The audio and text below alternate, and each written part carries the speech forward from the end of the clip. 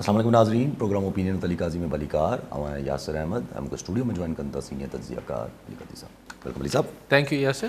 علی صاحب، کل prime minister Shahbaz شریف صاحب جی ملاقات تھی مولانا فضل الرحمان صاحب. سیاسی کمیٹی جی ॻाल्हियूं थियूं. ईअं लॻो पिए त कुझु मौलाना फज़ल रहमान खे मनाइण जी का कोशिशि थींदी. उन खां पोइ चेकज़ई साहब हिकिड़े इंटरव्यू में चयो त मौलाना फज़ल रहमान न मञींदा, हू पंहिंजे मौक़िफ़ ते क़ाइमु रहंदा. पर अॼु वरी मोहसिन नक़वी साहब ज़ाहिर अॼु वरी मोहसिन नक़वी साहब जेको आहे मुलाक़ात कई आहे. मोहसिन नक़वी साहब मुलाक़ात करे वरी पोइ उन खां पोइ डायरेक्टली सदर साहब ज़दाई साहब सां मुलाक़ात कई आहे. यानी मौलाना फज़ल रहमान साहब खे कोशिशि थिए पई त कंहिं सूरत क़ौमी धारे में क़ौमी धारे में यानी हुकूमती धारे में आणे छॾिजे Yes. ऐं अपोज़िशन जी जेका विझड़ाइप थिए पई PTI सां ऐं मुख़ालिफ़ इतिहाद सां मौलाना फज़ल रहमान जी उनखे छिके हिकिड़े पासे कजे. अॼु अख़बारी रिपोर्ट मूजिबि त कल शहबाज शरीफ़ साहब मौलाना फज़ल रहमान खे गवर्नमेंट में शामिल थियण जी बि यानी 2 टे वज़ारतूं ॾियण जो बि आसरो ॾिनो. पर अख़बार मूजिबि त JUI जे तर्जुमान तरदीद कई त मौलाना फज़ल रहमान इनकार करे छॾियो हिन ऑफर जो. बाक़ी सियासी कमेटी ठाही वई आहे, उहे ॻाल्हियूं हाणे कमेटी अलाए छा ॻाल्हाईंदी पाण में. त कल हुकूमती सरबराह मियां शहबाज शरीफ़ साहब मौलाना फज़ल रहमान सां मुलाक़ात कई, खेसि जेको बि ऑफर करणी कई ऐं हुननि जेको बि चयो सो चयो. मूंखे तव्हां सम्झायो त प्राइम मिनिस्टर खां पोइ हुनजो हिकिड़ो वज़ीर सबॉर्डिनेट यानी मातहत ज़ाहिर वज़ीर मोहसिन नक़वी शहबाज शरीफ़ काबीना जो हिकिड़ो मेंबर आहे. वज़ीर आज़म खां पोइ वरी मोहसिन नक़वी वञी पहुतो आहे. ज़ाहिर पोइ मोहसिन नक़वी शहबाज शरीफ़ जो पैगाम खणी त कोन पहुतो हूंदो. हू जिन्हनि हुनखे रखायो आहे उन्हनि जो पैगाम खणी पहुतो हूंदो. पोइ उतां वियो आहे आसिफ़ ज़रदारी साहब वटि. आसिफ़ ज़रदारी ऐं मोहसिन नक़वी जा तालुकात तमामु पुराणा आहिनि ऐं मुख़्तलिफ़ नौइयत जा आहिनि. जो तव्हां किथे उहो हिकिड़ी ॿी सूरत हाल आहे. लेकिन मौलाना फज़ल रहमान फ़िलहाल जेको जीअं तव्हां बि कोट कयो महमूद अचकज़ई साहब चवाणी त हू फ़िलहाल न हटंदा पंहिंजे मौक़िफ़ तां. हाणे अगरि हू नथा हटनि, जेको कल्ह बि पाण थोरो डिस्कस कयो, त अगरि मौलाना फज़ल रहमान पंहिंजे मौक़िफ़ तां न पियो हटे त पहिरीं सम्झणो पए त मौक़िफ़ छा आहे. मौक़िफ़ इहो आहे ज़ाहिरी तरह त 8 फरवरी ते जेके इलेक्शन्स थियूं उहे फ्रॉड हुयूं. उन में ख़रीदो फ़रोख़्त थी असेंबलियुनि जी, इलेक्शन विकिरो थिया ऐं हाणे मुल्क में स्टैब्लिशमेंट डोमिनेटेड पॉलिटिक्स न थींदी. फ्रेश इलेक्शन्स कराया वञनि. हाणे इहा आहे मौलाना फज़ल रहमान जो मौक़िफ़. 8 फरवरी माज़ी थी वियो, उन ते चलो असां वटि हर इलेक्शन खे चयो ईंदो आहे, हिन खे बि चयो पियो वञे. पर हीअ जेके 2 ॻाल्हियूं आहिनि त इस्टेब्लिशमेंट पंहिंजी मुदाख़लत ख़तमु करे छॾे सियासत मां, मौलाना फज़ल रहमान जो जेको मौक़िफ़ आहे, ऐं ॿीहर चूंडूं करायूं वञनि. इन ते केरु शहबाज शरीफ़ ऐं नवाज़ शरीफ़ ऐं आसिफ़ ज़रदारी कीअं राज़ी थींदा? न थींदा. त ॻाल्हियूं छा ते थियनि पियूं? ॾिसो यासर, जेका सूरत हाल पाण खे नज़र अचे पई हींअर मुल्की सूरत हाल, उहा का असांजे 78 सालनि में हिकिड़े लिहाज़ का नई न आहे. यानी सिर्फ़ु बंदियूं थियल आहिनि. हिकिड़ी धुरियूं हिकिड़े पासे बीठल आहिनि हुकूमत सां ऐं हिकिड़ी धुरियूं हिकिड़े पासे बीठल आहिनि. फ़र्क़ु छा आहे? फ़र्क़ु वाज़े इहो बि फ़र्क़ु हाणे फ़र्क़ु न रहियो आहे त इस्टेब्लिशमेंट खुली करे शहबाज़ हुकूमत जी सपोर्ट करे पई. छाकाणि त माज़ी में असां इमरान ख़ान जी हुकूमत खे बि बाजवा इस्टेब्लिशमेंट खुली करे सपोर्ट कई पई. खुली करे. सो इहा बि का नवाण न आहे त भई हिकिड़ी हुकूमती धुर खे इस्टेब्लिशमेंट ऑल आउट सपोर्ट करे पई. फ़र्क़ु छा आहे? फ़र्क़ु 2 मेजर आहिनि, 2 बुनियादी क़िस्म जा फ़र्क़ आहिनि. सियासी पार्टियूं माज़ी में बि हिकिड़ी धुरियूं हुकूमत में हूंदियूं, हिकिड़ी अपोज़िशन में हूंदियूं. इहे को फ़र्क़ु न आहे. सिर्फ़ु बंदी सियासी सिर्फ़ु बंदी में को फ़र्क़ु न आहे. फ़र्क़ु छा थी पियो आहे? मेजर 2. हिकिड़ो त जेका मईशत आहे हुनजो एॾो जेको आहे तरो न लॻल हो माज़ी में जीअं हींअर लॻल आहे. हाणे सीरियस ॻणती आहे ऐं हुनजे के हुन में निकिरण जो को रस्तो बि नज़र न पियो अचे सवाइ IMF जे हुनजे. उहो बि ॿियो जेको वॾो फ़र्क़ु आहे, ॿियो वॾो फ़र्क़ु इहो आहे त इस्टेब्लिशमेंट जुडिशरी जेका आहे हू इस्टेब्लिशमेंट या हुकूमत जे चए आखे मां ॿाहिरि निकिरी वई. हाणे इहो हिकिड़ो मेजर फ़र्क़ु आहे त हिन जेको सिर्फ़ु बंदी आहे हिन खे सॼो लुड़े छॾियो आहे. ऐं सो अगरि जीअं अॼु बि पाण पोइ ते ॻाल्हायूं था मलिक साहिबु जेको chief justice Lahore high court आहिनि जेके हाणे सुप्रीम कोर्ट जा जज थी विया आहिनि हिननि जेको अॼु पिंडी बार खे ॻाल्हायो मतिलबु ॿोली ॿुधण वटि आहे न त इस्टेब्लिशमेंट जी मुदाख़लत हाणे बर्दाश्त न कबी अदलिया में सिधो इस्टेब्लिशमेंट चवनि पिया अखियुनि सां आँखों में आँखें डाल के करना पड़ेगा और कोई भी कुर्बानी देने से नहीं न की बाइबो हाणे इहा ॿोली जेका मलिक साहिबु ॻाल्हाए पियो chief justice Lahore high court ऐं हाणे हू सुप्रीम कोर्ट जो जज थी हलियो वेंदो ईंदड़ कुझु ॾींहंनि खां पोइ त इस्टेब्लिशमेंट जेका आहे बाय एंड लार्ज हींअर पाण खे इस्टेब्लिशमेंट जे चवण में आखे में नज़र न पई अचे जीअं माज़ी में थींदी त पोइ सोलो थींदो इस्टेब्लिशमेंट लाइ त ख़ुदि इस्टेब्लिशमेंट ख़ुदि जुडिशरी ऐं हुकूमती सियासी कुझु सियासी धुरियुनि खे जेके हुकूमत में हूंदियूं इहे सभु गॾिजी वेहंदा अपोज़िशन में वारे वटे सां मुख़्तलिफ़ पार्टियूं ईंदियूं हुननि खे कुचलबो रहिबो वरी हुननि सां ठा करे हुननि खे पंहिंजो इत्तेहादी ठाहे वठिबो वरी कंहिं ॿिए खे अपोज़िशन में विहारे छॾिबो इहो हिकिड़ो साइकिल हलियो पियो असांजे मुल्क में हाणे हीउ हिकिड़ो मेजर फ़र्क़ु हीउ अची वियो आहे त असांजी जुडिशरी जेका आहे उहा चए आखे में न पई अचे इस्टेब्लिशमेंट जे इहो फ़र्क़ु आहे मेजर फ़र्क़ु आहे ऐं ऑफकोर्स असांजी इकॉनमी मईशत त हाणे जॾहिं पाण हीउ जेको मौलाना फज़ल रहमान खे जेको कोशिशि थिए पई हू करण जी हाणे हा हिकिड़ो ॿियो वॾो फ़र्क़ु आहे ॿियो वॾो फ़र्क़ु इहो आहे त जेको public opinion in the shape of social media digital media इहो बि हिकिड़ी हाणे तमामु असांजी जेके पास दैट बी आहिनि बाख़्तियार धुरियूं आहिनि उन्हनि खे तमामु घणो चिड़ाए पियो त हुनखे पोइ तव्हां ॾिसो मुख़्तलिफ़ कानून ठाहिया पिया वञनि हीअ कंदासीं पोइ फायर वॉल आणींदासीं अरबे रुपयनि जी असां वटि पैसा कोन्हनि लेकिन फायर वॉल ठाहींदासीं पोइ हीअ कंदासीं पोइ ट्विटर खे बंदि कंदासीं एलिफ कंदासीं त हुनखे हू कंट्रोल न पियो थिए ऐं GT रोड पेशावर खां वठी हेठि लाहौर ताईं हिन में पब्लिक ओपिनियन बि हींअर एंटी मतिलबु एटलीस्ट प्रो हुकूमती सेटअप नाहे इहो बि हिकिड़ो फ़र्क़ु आहे त हाणे थींदो छा अगरि हिन में मौलाना फज़ल रहमान जो मसल जेको आहे जेको हुन वटि हिकिड़ो स्ट्रीट पावर आहे PTI वटि महमूद अचकज़ई वटि अख़्तर मैंगल वटि स्ट्रीट पावर नाहे निकता बि त क्रश करे सघजनि था उन्हनि खे दॿाए सघिजे थो दॿाए त ख़ैर JUI खे बि सघिजे थो लेकिन बहरहाल हिकिड़े मुश्किल थिए थी न ठीकु आहे मदरसनि मां निकिरनि था माण्हू हीअ थिए थो हो थिए थो त कोशिशि थिए पई त घटि में घटि हाणे स्ट्रीट पावर बि हिननि सां न गॾिजी वञे त पोइ जुडिशरी बि पोइ ॾिसो न अॼुकल्ह माण्हू रिएक्ट कनि पिया हीउ जेको कल्ह जो ॾींहुं कराची शहर सॼो अधु बंदि थियल हो हीउ वकीलनि ऐं मुख़्तलिफ़ सघारा को इंस्टीट्यूशन अटकी पियो हो न पाण में त वकीलनि घटि त न कई रोड बंदि करे वेही रहिया जेको कुझु थियो 4 कलाक त हाणे इहे जेके रिएक्शन्स आहिनि त अगरि हिन में JUI जो मसल बि शामिलु थी वञे थो पब्लिक ओपिनियन बि को हक़ में न आहे जुडिशरी बि मुस्तक़िल जेको आहे उहो सिधो ऐलानात करे पई त असीं हाणे अखियूं मिलाए ॻाल्हाईंदासीं असीं पोइ ते न हटंदासीं त पोइ 2 रस्ता निकिरंदा न सर इहा सिचुएशन अगरि ईअं ई ग्रो थिए थी ईअं वधंदी वञे थी ऐं मईशत बि सहारो न ॾींदी हुजे त पोइ 2 ई रस्ता निकिरंदा हिकिड़ो ठीकु आहे बाबा सभु एब्सोल्यूट ताक़त जो इस्तेमालु कजे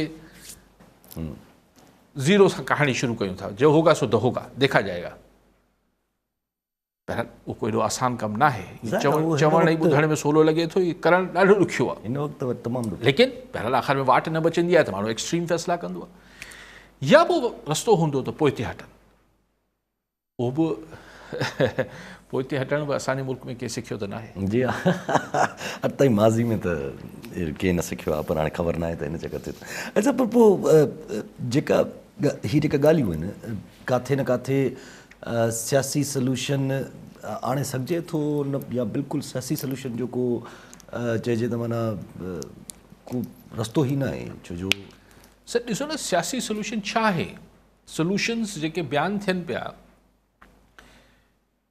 हिकिड़ो तकिड़ो फौरी सल्यूशन इहो मतिलबु जीअं न पहिरीं थोरो पाणी छंडा हार पाइनि थोरो थधो करण लाइ त ख़ान खे छॾे ॾियनि मिसाल PTI जे मथां क्रैक डाउन ख़तमु करे छॾी, हा त पोइ हुनखे केरु झलींदो? पोइ हा हुकूमत बचंदी न, पोइ हुकूमत कोन थी बचे। नथी बचे। हू ख़ान अगरि ॿाहिरि निकिरी आयो या एतिरे वॾी सपोर्ट सां या त हीअ त बेज़ार करे मारींदो। ऐं जॾहिं जुडिशरी बि न ॿुधी रही हुजे, हिकिड़ो सोल्यूशन ॾे शयूं वधनि कीअं?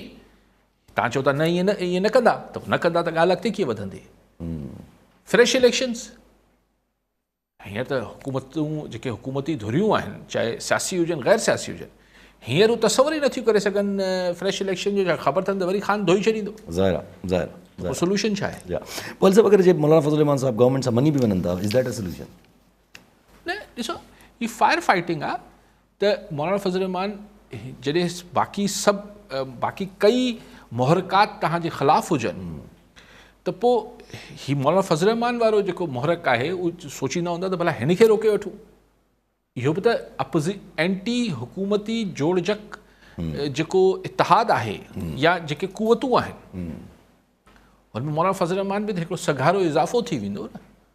चए भला ॿियो कुझु न त हिनखे रोके वठूं, बट मुश्किल थो लॻे।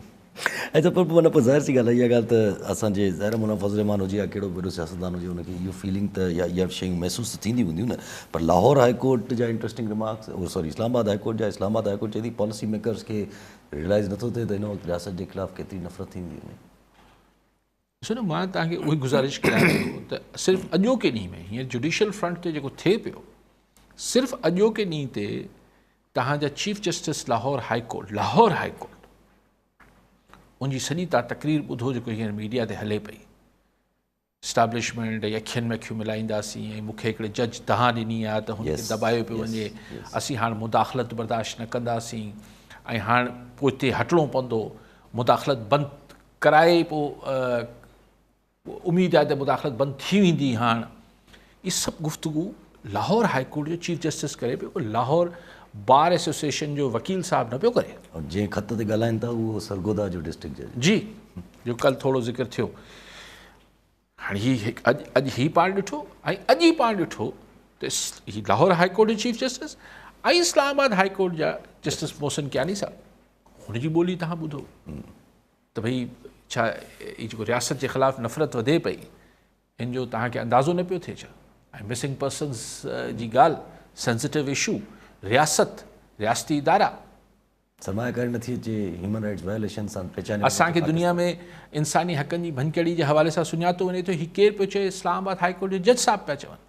सो मूं तव्हांखे गुज़ारिश कई त इहो क्लियर इंडिकेटर्स आहिनि त जेके बि हींअर असांजे इदारनि जूं, असांजी हुकूमतनि जूं जेके बि हींअर पॉलिसीज़ आहिनि, इहो या त पोइ सफ़ा ताक़त जो ऑल आउट इस्तेमालु कनि, ऐं पोइ छाजो आइन ऐं छाजो छा, या पोइ new rules of the game ठाहिणा पवंदा ऐं पोइ हिते हटिणो पवंदो। खुदा न संगे मनसब डायरी नवाब शामा जी डायरी साहब चैट में चाहींदा। सर अस्सलाम वालेकुम। सर जेको मां टे क्वेश्चन कंदुसि, जेकी पंहिंजी राय आहे हिते मां ओपिनियन अली ताज़ी प्रोग्राम में शेयर कंदुसि। सर जेको अॼु सांगड़ जे ज़िले डिवीज़न शहीद बेनज़ीराबाद में वाक़ियो आहे, ज़ालिम ज़मींदार पारां उठ जी टंग कटे छॾी आहे, कुआड़ियूं हणी, इहा ज़ुल्म जी इंतिहा थी वई आहे। सर हिकिड़ो ॿियो मुंहिंजो क्वेश्चन आहे, सर छा पीपल्स पार्टी ऐं नून लीग जी गॾियल हुकूमत हली सघंदी? ऐं सर गौसिया जमायत जा मुरीद दावा करे रहिया आहिनि त साईं शामूद कुरैशी आज़ादु थींदो ऐं असां सां गॾु ईद मल्हाईंदो। सर इन ई खे अव्हां कीअं था ॾिसो? ऐं सर जेकी अॼु बजट पेश कई वई आहे, इन में सर छा कहिड़ा कहिड़ा रिलीफ ॾिना विया आहिनि? इन में जेको आहे सो जेके दावा कई वई आहे उहे छा रिलीफ सां आवाम खे मिली सघंदा? साईं तव्हां नून लीग ऐं पीपल्स पार्टी जी गवर्नमेंट जी ॻाल्हि कई आहे? जी सर। अच्छा, पोइ उहा त ठहियल आहे न, उहा त हींअर आहे न।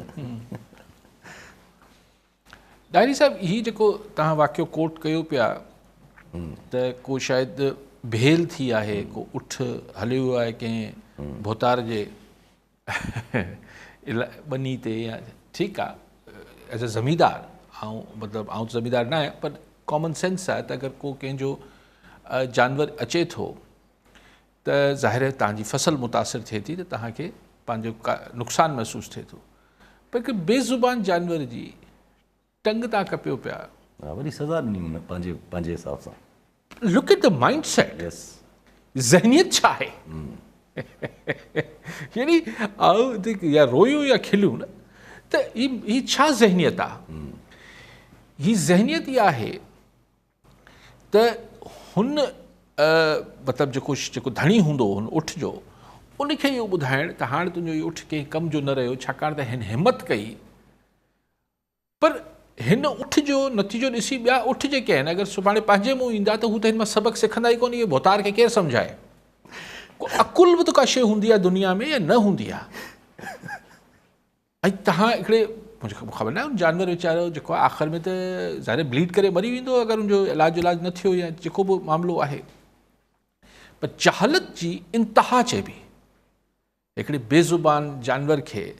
ख़ैर असां वटि इंसान जी क़दुरु कोन्हे त जानवर जी छा हूंदी साईं, इंतिहा एतिरो ई चई सघां थो त हिन खां जहालत जी इंतिहा बि थी नथी सघे। जी हा, ॿी ॻाल्हि साईं कई पर तव्हां कॉलर वठूं पहुचूं था। अख़्तर मैसर पिरगोड मां। जी मैसर साहब छा चवणु चाहींदा? साईं काइद साहब खां सवाल हुयो त मुराद अली शाह जी जेका बजट पेश कई उहा अंग्रेज़ी ॿोलीअ में पेश कई। असां सिंध सूबे सिंधी ॿोली सां असांजो तालुक़ु असांजे सिंध सां, ऐं असांजो अवाम खे त छॾियो पर जेके 10% माण्हुनि खे बि बसि मुश्किल सां इहा बजट जेके असेंबली में वेठा आहिनि जी उन्हनि खे बजट मुश्किल सां सम्झ में अचे त जॾहिं तव्हांखे बजट पेश करणी आहे सिंध जी पेश करणी आहे, ठीकु आहे मुराद अली शाह होशियारु माण्हू आहे, वरी ॿाहिरां पढ़ियल आहे, उनखे अलाए साईं जेको आहे एबिलिटी ॾिनी आहे उहो त पाण त सम्झो। पर जॾहिं बजट अवामी आहे अवाम खे सम्झणी आहे त उहा अंग्रेज़ीअ में छो? जी साईं ठीकु आहे। अच्छा पहिरीं हू साईं जिन फ़ोन कयो छा नालो साईं जो? मेरा मनसब डायरी। हा डायरी साहब ॿी कहिड़ी ॻाल्हि कई? ॿी ॻाल्हि कई त शामू शाह कुरैशी साहब ईंदा। हा शाम कुरैशी साहब साईं ईद खां पहिरीं बरी थी वेंदा ऐं ॿाहिरि ईद पंहिंजनि सां कंदासीं। ख़्वाहिशनि ते दुनिया क़ाइमु आहे डायरी साहब। मूंखे एतिरी तकड़ में छाकाणि ईद आहे 17 तारीख़ ते सूमर ते त अॼु सुभाणे हिकिड़ो हेठी कोर्स आउं नथो सम्झां साईं, मुख़्तसर ॻाल्हि इहा आहे त आउं नथो सम्झां त ईद कुरैशी साहब ॿाहिरि करे सघंदा। बाक़ी नून लीग ऐं पीपल्स पार्टी ते गॾिजी हुकूमत वेठा आहिनि, इहा अलॻि ॻाल्हि आहे त पीपल्स पार्टी पंहिंजा रुसामा ॾेखारे पई पर आहिनि त हुकूमत में वेठा आहिनि। बाक़ी साईं बजट जी ॻाल्हि कई त बजट जेको बजट जी ॻाल्हि साईं बि कई, पोइ महसर साहब बि कई। महसर साहब जेसि ताईं हिन जी ॿोली जो तालुक़ु आहे त हीअ सिंध सां वरी ट्रेजेडी आहे त असां वटि हिन खे हिकिड़ो बायलैंग्वेज हू करण जी कोशिशि थिए थी। त ही मूंखे यादि आहे त 88 में शायदि डॉक्टर इस्माइल उडेजो मरूम पीपल्स पार्टी जा फाइनेंस मिनिस्टर हुआ, उन्हनि पहिरियों दफ़ो अची सिंधी में बजट पेश कई त MQM वारनि शदीद हुन ते रिएक्शन शो कयो। त पोइ शायदि हीअ हिकु विचथरी ॻाल्हि आहे त छा न उर्दू में पेश कंदासीं न सिंधी में कंदासीं अंग्रेज़ी में कंदासीं। त तव्हांजी ॻाल्हि सही आहे त पोइ अक्सरियत खे त तव्हां 10% चओ था, छा आउं त सम्झां थो 2% खां मथे इहो सम्झ में न ईंदो हूंदो, छाकाणि सिर्फ़ु सुवालु अंग्रेज़ी ॿोली जो न आहे। हीअ जेका सॼी लैंग्वेज ऐं टर्मिनोलॉजी हुजे थी, इस्तलाह हुजनि था, ही फिस्कल ऐं ही फाइनेंशियल मामलात जा, इहे चङी ख़ासी अंग्रेज़ी सम्झंदड़ खे बि सम्झ में न ईंदा आहिनि त इहे आहिनि छा। लेकिन इन सां माण्हुनि जी सिहत ते इन करे बि अंग्रेज़ी ॿुधाईंदा त माण्हुनि जी सिहत ते को ख़ासि असरु पवणो कोन्हे, उहो जेको थियणो आहे माण्हुनि सां जुठूं। बल्कि हाणे चवनि पिया त अगरि सर्विसिस ते 13 बदिरां 15% 2% टैक्स वधाए पई सरकार त ज़ाहिर महांगाई वधंदी। फेडरल बि काफ़ी महिरबानी कयल आहे, हाणे सिंध बि इहे टैक्स वधाए छॾियो आहे। बाक़ी हाणे पघारूं वधाइनि पिया सुठी ॻाल्हि आहे, लेकिन जेको पघारनि ते टैक्स आहे जेको फेडरल हुकूमत हयो आहे त ज़ाहिर सिंध हुकूमत जे एम्प्लॉइज़ ते बि उहो लॻंदो त ऐं ही 22% या 30% या 25% इहो वधंदो बेसिक ते, ऐं जेको फेडरल टैक्स आहे उहो लॻंदो ग्रॉस ते यानी मुकमल सॼे पैसनि ते, त 19-20 ते वञी किथे छुटो तव्हांखे सो। जी हा, बाक़ी सिंध जो बजट ज़ाहिरी ॻाल्हि आहे उहो ई एक्सपेक्टेड हो त जहिड़ो उहे बजट अचणा बसि बजट त हाणे असांजा इहे ई हूंदा आहिनि जीअं आहिनि, ॾिसूं छा थो थिए छा नथो थिए। ऐं त पंहिंजी ॻाल्हि हले पई त सॼी जेका मुल्क में हिन वक़्तु सूरत हाल क्रिएट थियल आहे, छा PTI जी हाणे अचकज़ई साहब खां जॾहिं इहो सुवाल थियो त अगरि नून लीग शहबाज शरीफ़ नवाज़ शरीफ़ साहब या छो जो हुननि इहा एक्सपेक्टेशन ॾेखारी त नवाज़ शरीफ़ साहब बि जेको आहे इहो पंहिंजे हिन मौक़िफ़ ते वापसि ईंदा त माना काइं जी बालादस्ती पार्लियामान सुप्रीम इहो, त त उते चवंदो अगरि नथा अचनि, अगरि तव्हांजी ॻाल्हि नथा ॿुधनि त पोइ तव्हां वटि छा आहे? त पोइ हू चवनि था त पोइ असांखे कंहिंजो बि आसरो न आहे, भले अगरि कोई अचे थो त अचे थो, नथो अचे त असां पंहिंजी जिदोजहद कंटिन्यू रखंदासीं। माना सवाल में अचे पोइ छा पीपल्स पार्टी PMLN कलेक्टिवली अची सघनि था अगेंस्ट? ॾिसो, इहा फरमाइशी महमूद अचकज़ई साहिब जी अजीब ग़रीब आहे त नवाज़ शरीफ़ साहिबु वोट को इज़त दो ऐं जेको पुराणो हुनजो बयानियो हो उन ते मोटी अचे। कीअं मोटी अचे? त पोइ हुनजी धीउ वेठी आहे चीफ मिनिस्टर, हुनजो भाउ वेठो आहे प्राइम मिनिस्टर। नवाज़ शरीफ़ कीअं वोट खे इज़त दो जी ॻाल्हि कंदो? अगरि वोट जो इज़त दो जी ॻाल्हि कंदो त ॿियनि जा मेंबर फबायो वेठा आहिनि रिज़र्व सीटनि में, 8 फरवरी ते इलेक्शन हारायो वेठा आहिनि, सभिनी खे ख़बर आहे, पोइ त सभिनी खे हथु खणणो पवंदो। सो इहा त फरमाइशी अजीब आहे। ऐं इन करे तव्हां ॾिसो त मियां नवाज़ शरीफ़ सवाइ माज़ी जे हाल ऐं मुस्तक़बिल जी ॻाल्हि ई नथो करे, बसि चए थो हमारे वक़्तों में इहो हुआ करता था। यस कॉलर इरफान अली सीलरो शहदादकोट मां। जी सीलरो साहब, छा चवणु चाहींदा?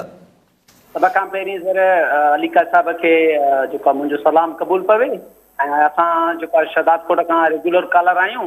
सर मुंहिंजो सुवालु इहो हुयो त हीउ जेको आहे हिकु दफ़ो ॿीहर असांजे ज़िले खे इंतिहाई जेको आहे न मौसमियाती तब्दीलियुनि जे असर हेठि उन ॾींहुं जेको आहे लाहौर में हिकिड़ी मां इंटरव्यू कयो त DG जेको हुयो मौसमियात खाते वारे, त उन ईअं चयो त कबर शहदादकोट ज़िलो जेको आहे मौसमियाती तब्दीलियुनि जे असर हेठि हूंदो।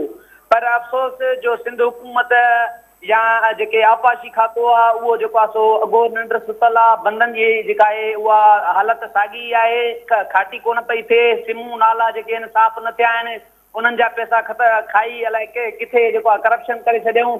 ऐं जेको आहे सो वरी बोर्ड जो जेको आहे सो ॿुधायो त 2 साल गुज़री विया आहिनि, पर हिन वक़्त ताईं जेको आहे सो हिननि कुझु बि न कयो हिननि 2 सालनि में। त जेकॾहिं हे कोशिशि कंदा त जेको आहे सो घणो कुझु थी पए सघियो, जेतिरा हिननि खां ॿाहिरां मुल्क हिननि खे जॾहिं फंडिंग थी।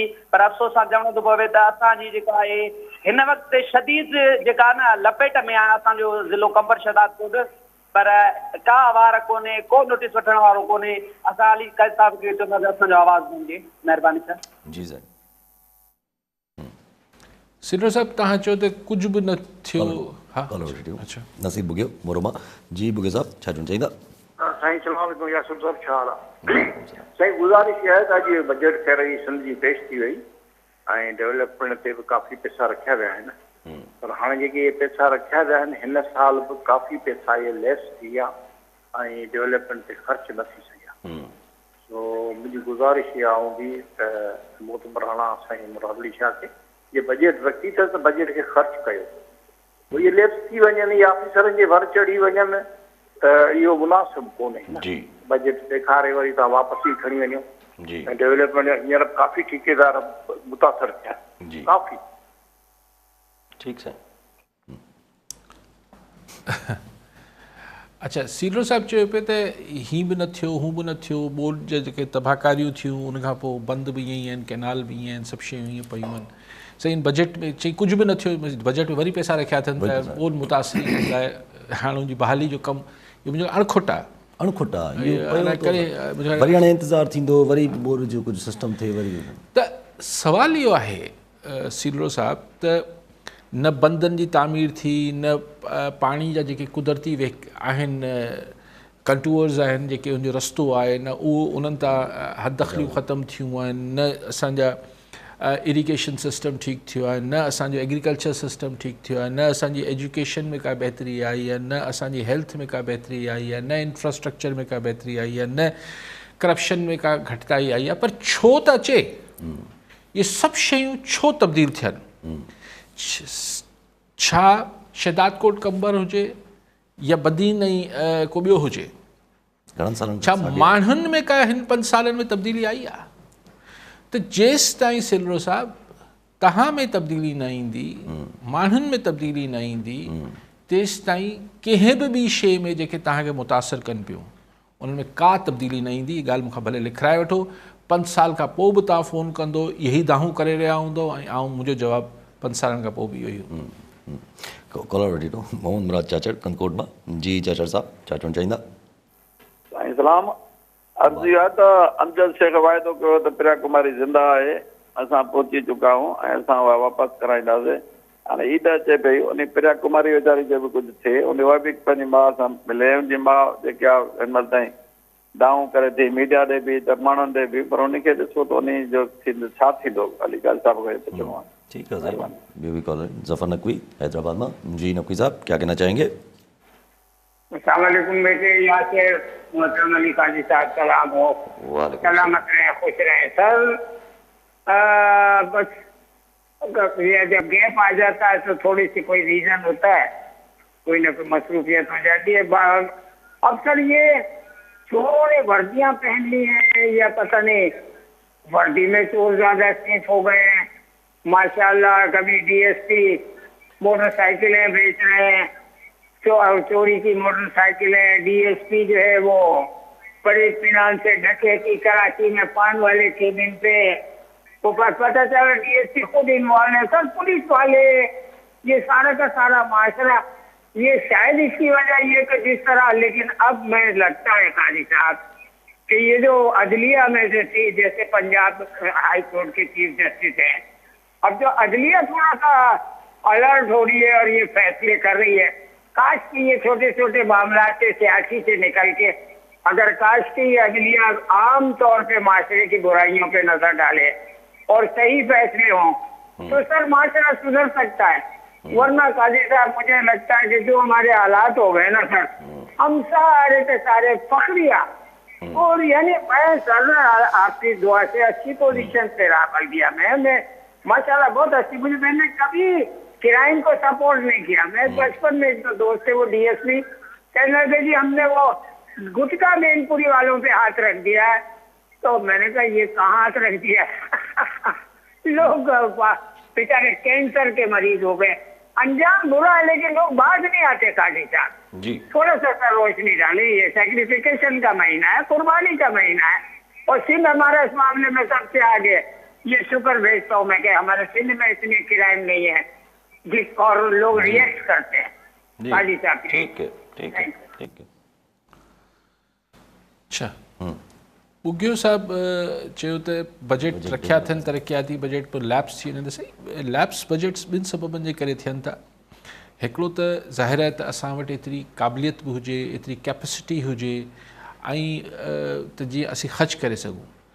ऐं असां में इहो बि हिकिड़ी आहे त जंहिं में को ॾोकड़ पैसो पंहिंजो अफ़सरनि जो या कंहिंजो नथो हुजे त उहो त ख़ासि तरह बजट उन ते कंहिंखे दिलचस्पी नथी हुजे। पर हाणे सभिनी में हिसो पती आहे।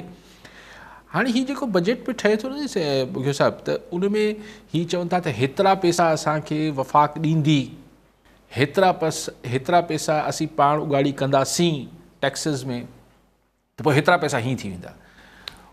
उहो एस सच को खीसे में त कोन पिया हूंदा आहिनि, पोइ कॾहिं कॾहिं एतिरा पैसा ईंदा बि न आहिनि। जी हा, उहो सिर्फ़ु कागज़नि में बजट में पेश थी वेंदो आहे। जी हा, उहो पैसा वफ़ाक़ मां बि कॾहिं कॾहिं घटि ईंदा आहिनि, कॾहिं कॾहिं असांजी उगाड़ी बि घटि हूंदी आहे। ऐं हू बि सबबु हूंदो आहे त असां वटि कैपेसिटी बि न आहे। बिल्कुलु आउं इतफ़ाक़ कयां थो, पैसा ख़र्च थियणु खपनि अगरि आया आहिनि ऐं असांखे त एतिरी ज़रूरत आहे, पर हू अलाए किथे ख़र्च थियनि था, जेको थिए बि थो उहो अलाए किथे ख़र्च थिए थो ऐं बाक़ी जेके नथा थियनि उहे त नथा थियनि। जी हा जी हा। चाचर साहब प्रिया कुमारी देवी सही चाचर साहब बिल्कुलु एसएसपी अमजद शेख बि चयो, डीआईजी सखर बि शाह साहब पीरमो शाह बि चयो, सभिनी चयो त बसि ॼाण ख़ुशख़बरी मिलंदी, ॼाण ई थींदो। न केरु हो जीआईटी वारो ॿियो हो जी अमजद शेख साहब, न डीआईजी को ॿियो हो डीआईजी जसकानी साहब त बसि ॼाण का ख़ुशख़बरी मिली, ही थियो हू थियो। असां त आसिरे में वेठा आहियूं, असांखां वधीक हुनजा पेरेंट्स माउ पीउ वीचारा तमामु ओसड़े में वेठा आहिनि। सॼी सिंध इंतज़ारु करे पई त कॾहिं असांजी गुॾड़ी जेका असांखे वापसि मिले। तकलीफ़दा शइ आहे, पर हाणे पुलिस जे आसरनि ऐं ॾटनि मतिलबु आउं ॾटा नथो चवां, ऐं चवां थो आसरनि ऐं दिलासनि खां ते असांखे, पर ईअं ई असां फज़ीला सरकी जेका 18 साल तव्हांजे ई पाड़े मां साईं किथां कंदकोट मां फ़ोन कयो न, साईं फ़ोन कयो कंदकोट मां, थुल मां अॼु उनखे अलाए 20 साल खां मथे थी विया आहिनि, बाज़ियाब न थी। ईअं ई पुलिस IG चीफ मिनिस्टर्स इहे पक ॾींदा रहिया, अॼु ताईं बाज़ियाब न थी। अलाह न करे त हिन जो अंजाम उहो थिए असांजी प्रिया जो। नकवी साहब हो या कोई विच में? नकवी साहब आप जो फरमा रहे हैं कि जी जुडिशरी जो है वो हमें नज़र तो आ रहा है گفتگو تو ہو رہی ہے، لیکن آپ کہہ رہے ہیں کہ جی پولیس میں بھی رشوت ہے اور کرائم میں انوالوڈ ہیں، اور ظاہر ہے ہر جس شعبے کی طرف نقوی صاحب نگاہ گھمائیں گے آپ، حیدرآباد ہو یا کراچی ہو یا لاڑکانہ ہو، آپ کو یہ سب کچھ نظر آئے گا. لیکن اب آپ امید لگائے بیٹھے ہیں کہ عدلیہ اگر اس طرف بھی ذرا غور کر لے تو میں صرف اس پہ ہمیشہ ہی بولتا ہوں کہ چھٹی اسے نہ ملی جسے تھا سبق یاد. اب کیا سارے اب سماج کی جو برائیاں ہیں اب جوڈیشری یہ حل کر کے دے کہ جی تعلیم کیوں نہیں بہتر ہو رہی ہے، لطیف آباد کی ڈرینیج کا کیا سسٹم ہے، پانی کے لیے ٹینکر کیوں آتے ہیں لطیف آباد میں، بھائی یہ تو دریا کے کنارے بسنے والا شہر ہے. مطلب اب کیا یعنی ہم جو توقعات ہمیں اپنی حکومتوں سے لگانے چاہیے، جن کو ہم نے ووٹ دی ہیں ان سے جو ہمیں توقعات رکھنی چاہیے، ہم نے ان توقعات سے ہاتھ اٹھا لیا ہے نقوی صاحب. جی ہاں. اور یہ جو ہم سے ووٹ لے کے جاتے ہیں وہ بھی اس بات پہ خوش ہے کہ ہاں ان کو لگے رہنے دیں کہ جناب جوڈیشری کچھ کر دے گی، میڈیا کرے گی، جی میڈیا کو بولیں ذرا اس معاملے کو ذرا اور ہائی لائٹ کرے تاکہ یہ مسئلہ حل ہو. جن کا کام ہے، جو آپ سے ہم سے ووٹ لیتے ہیں، جو تنخواہ لیتے ہیں، جو مرات ساری استعمال کرتے ہیں، یہ ان کا کام ہے نا. جو آپ کے پاس ایس ایس پی ہے حیدرآباد میں یا ڈی آئی جی ہے یا آئی جی ہے، یہ اس کا کام ہے کہ جی اپنے اندر جو کالی بھیڑیں ہیں اور جو کرپشن ہو رہی ہے اور کرائم انوالوڈ ہے وہ ختم کرے. یا اس کے لیے بھی چیف جسٹس نقوی صاحب ہم توقع کرتے.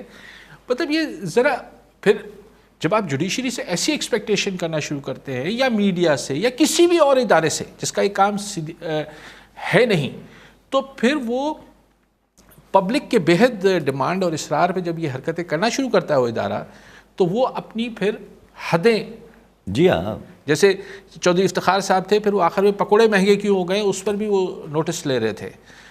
شاید یہ تھوڑا مبالغہ رہا ہے، اسے پکوڑوں کی بات کر رہا ہوں، لیکن مطلب پھر وہ اس طرح ہو جاتا ہے کہ جی وہ کلفی کیوں مہنگی ہو گئی اور پکوڑے کیوں مہنگے ہو گئے، جو یا مطلب ایگزیکیوٹو کے معاملات پہ گھس جاتی ہے جوڈیشری. اسی طرح میڈیا جو ہے پھر وہ اپنی حدیں کراس کر جاتی ہے. تو یا کچھ اور ادارے جن کا یہ کام ہے، جو ہم نے الیکٹ کیے ہیں اور جو ان کے نیچے بیوروکریسی ہے، جو تنخواہیں لیتے ہیں، مرات لیتے ہیں، کبھی تو نقوی صاحب ان سے فرمائش کر لینے کہ یار وہ سدھر جائیں، اور وہ تبھی سدھریں گے جب ہم اور آپ ووٹ اس سوچ کے ساتھ دیں گے.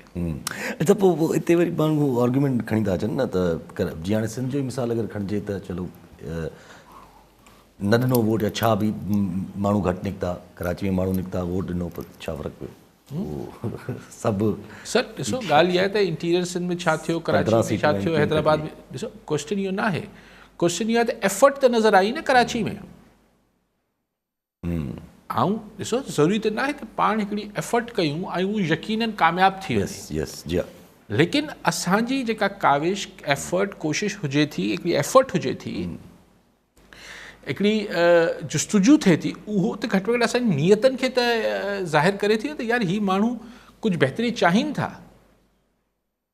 पंजाब में भी वोटर जो इस्तेकाक मजरूद थियो, केपी में भी थियो, सभु कुझु थियो, ठीकु थी वियो, लेकिन घटि में घटि एफर्ट त नज़र आई. जी उहा न त कराची में पाण खे एफर्ट त नज़र आई न, इंटीरियर सिंध में एफर्ट किथे नज़र आई. जी हा ख़ैर अॻिते हलूं था पिया. ॾिसो वरी हिकिड़ी इंट्रस्टिंग वीडियो हले पई त अमरीकी सदर G7 जी मीटिंग थी आहे. यूक्रेन जो पीस समिट जेको थियणो आहे, पाकिस्तान मना करे छॾियो आहे वञण खां. यूक्रेन जो पीस समिट 15-16 तारीख़ जेको थियणो आहे उन खां पहिरियां हिननि G7 जी पंहिंजी समिट कयो, जंहिंमें G7 में उन्हनि यूक्रेन लाइ पैसा बि अनाउंस कया आहिनि, कोई $5 बिलियन या $50 बिलियन समथिंग. त पर सदर साहब जेके आहिनि उहे बाइडन साहब तस्वीर खिचाइण जो वक़्तु हुयो या कोई बीठा हुया सभु बाग में, त सदर साहब बाइडन कॾहिं हेॾे हलिया वञनि उते बि अलाए कंहिंसां ॻाल्हाइनि, कॾहिं होॾे हलिया वञनि उते बि अलाए कंहिंसां ॻाल्हाइनि. त माना हा साईं खे चवनि मशरिक़ हलो त साईं मग़रिब पियो वञे, ऐं मग़रिब चयो त मशरिक़ पियो. ऐं पोइ शायदि मोकल हुआ बाइडन साहब वटि, जो बाइडन वटि, अलाए कंहिंसां ॻाल्हायो, शायदि कैमरा में को नज़र न पियो आयो त कंहिंसां पियो ॻाल्हाए, हवा में कंहिंसां ॻाल्हाए रहियो, शायदि को हूंदसि तख़यलाती हिकिड़ा बुज़ुर्ग आहे, ऐं कंहिंजी हुनजो मज़ाक नथो उॾाइण, लेकिन then he is the president of United status of America having a football.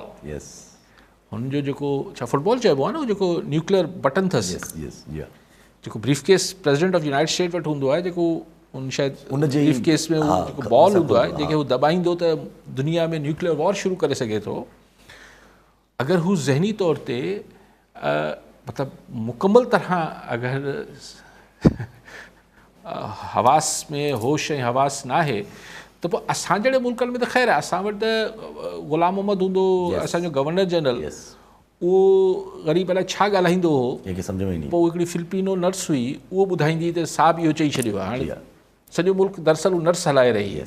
त असां जहिड़े मुल्कनि जो हशर बि थियो त ईस्ट पाकिस्तान टुटी पियो। त असां जहिड़े मुल्कनि में त इहो थी वञे थो, पर अगरि यूनाइटेड स्टेट्स जो त हाणे अगरि, लेकिन बहरहाल ऐं पाण मज़ाक नथा उॾायूं, बुज़ुर्गी आहे, हाणे कंहिं ते बि को बि ज़हनी तौर ते केॾी महिल डिसबैलेंस थी सघे थो, पर हीट स्ट्रोक बि अमेरिका में कोन्ह थियो हूंदुसि। थींदो आहे कॾहिं कॾहिं इलेक्ट्रोलाइट्स डिसबैलेंस थी वेंदा आहिनि त पोइ बि माण्हू ईअं डिसओरिएंट थी वेंदो आहे, सफ़ा डिसओरिएंटेड हुआ बाइडन साहब। लेकिन ॻाल्हि इहा आहे त ज़ाहिर सभई हुनजी ज़ईफ़ुल उमिरी ऐं एज फैक्टर ते मज़ाक बि उॾाइनि पिया ऐं तनक़ीद बि कनि पिया, त अञा हिन सां ट्रम्प जेको आहे मतिलबु पोइ मुंहिंजे ख़्याल बाइडन खे वोट हुते हू ईअं हमदर्दी में वोट कोन ॾींदा अमेरिकन्स, ऐं हुननि खे इहा ॻाल्हि न वणंदी त हुननि जो जेको कैंडिडेट आहे उहो सफ़ा अहिड़ो, ऐं अञा 4 साल अञा कीअं वाइट हाउस में वेहंदो, ॿिया वाइट हाउस में 4 साल थी सघे त अमेरिकन स्टैब्लिशमेंट खे वणे उहो Exactly. अहिड़ो गुॾो वेठो हुजे जंहिंखे ख़बर ई न पए। ऐं हींअर ताज़ो हुन सां जो बाइडन जे पुट ते बि हू केस हले पियो, उहो बि टेंशन हूंदसि। जी हा जी हा ज़िंदगी में जो बाइडन जी तकलीफ़ूं बि जाम आयूं आहिनि, उहो बि सदमा हूंदसि। लेकिन बहरहाल इहो अॼोको जेको फ़ोटो सेशन या जेको थियो आहे मीडिया जे साम्हूं कवरेज इन जो बाइडन जी इलेक्शन खे त ॾाढो मुतासिर कंदो। ॾाढो मुतासिर कयो हूंदो ज़ाहिर आहे। ऐं जब इन ते अगरि अचूं त ज़ाहिर आहे जॾहिं इहे ॻाल्हियूं थियनि थियूं त बाइडन हाराईंदो, त ज़ाहिर आहे जॾहिं बाइडन हाराए त पोइ ज़ाहिर दुनिया में शिफ्ट आहे, दुनिया में शिफ्ट आहे त पाकिस्तान में बि शिफ्ट आहे, कुझु न कुझु। बिल्कुलु बिल्कुलु। अगरि डोनाल्ड ट्रम्प अचे पियो वाइट हाउस में ऐं कोशिशि थींदी, मुख़्तलिफ़ लॉबीज़ हुनखे रोकण जी कोशिशि कंदियूं, पर अगरि उहो अचे पियो त दुनिया में बि चेंज आहे ऐं पाकिस्तान बहरहाल दुनिया जो हिसो आहे। ऐं हिकिड़ो दफ़ो न 2 टे दफ़ा ट्रम्प जेको आहे ख़ान खे पंहिंजो पर्सनल दोस्त चई चुको आहे, ऐं पंहिंजो घर बि अंदरां हुनजी घरवारी हुनखे ॾेखारणु वई ख़ान खे पर्सनल मामलात, त ज़ाहिर फ़र्क़ु त पवंदो। हाणे केतिरो पवंदो इन ते नथा चई सघूं, जॾहिं हू प्रेसिडेंट थी वेंदो ट्रम्प त हाणे संगतूं कोन निभाइबियूं आहिनि, लेकिन इम्पैक्ट त ईंदो। अच्छा, पोइ उन ते नंढिड़ो हिकिड़ो सवाल, पोइ अहिड़ा हालात जेके कंटिन्यू वञनि था पिया टुवर्ड्स नवंबर, ज़ाहिर आहे पोइ त प्रेशर ॾाढो बिल्डअप थी वेंदो। बिल्कुलु थींदो। ज़ाहिर आहे पोइ ऐं ॾिसो हींअर पाकिस्तानी इस्टेब्लिशमेंट, पाकिस्तानी गवर्नमेंट, पाकिस्तान जा जेके लॉबिस्ट आहिनि हुते वॉशिंगटन ऐं हिते, उहे बि त फीडबैक ॾेई रहिया हूंदा पाकिस्तान खे त हुते पोल्स ऐं पब्लिक ओपिनियन छा पियो चए। ऐं पाकिस्तान जो जेको घणो लाड़ो अमूमन डेमोक्रेट्स ॾे हूंदो आहे सिविलियंस जो, त पीपल्स पार्टी या नवाज़ लीग जी बि लॉबिंग फर्म्स हूंदियूं, घणो कमु हुन ॾे करे रही हूंदियूं जो बाइडन ॾे। लेकिन बहरहाल ट्रम्प खटियो त पाकिस्तान ते ज़ाहिर हुनजा असरात त पवंदा। इंटरनल जेके हालात आहिनि इहे बि त कोलाबरेट कंदा न। ज़ाहिर अच्छा ही असां उहो ई माहौल असां वटि अहिड़ो जुड़ियल आहे जेको हवा में बीठल आहे। जी हा, मथां वरी अगरि ही शिफ्ट ईंदा मेजर त पोइ असां झटका त ईंदा। ठीकु आहे, सभु वॾी महिरबानी साहब। नाज़रीन, अॼु प्रोग्राम जो पूरो थियो, ईंदड़ प्रोग्राम में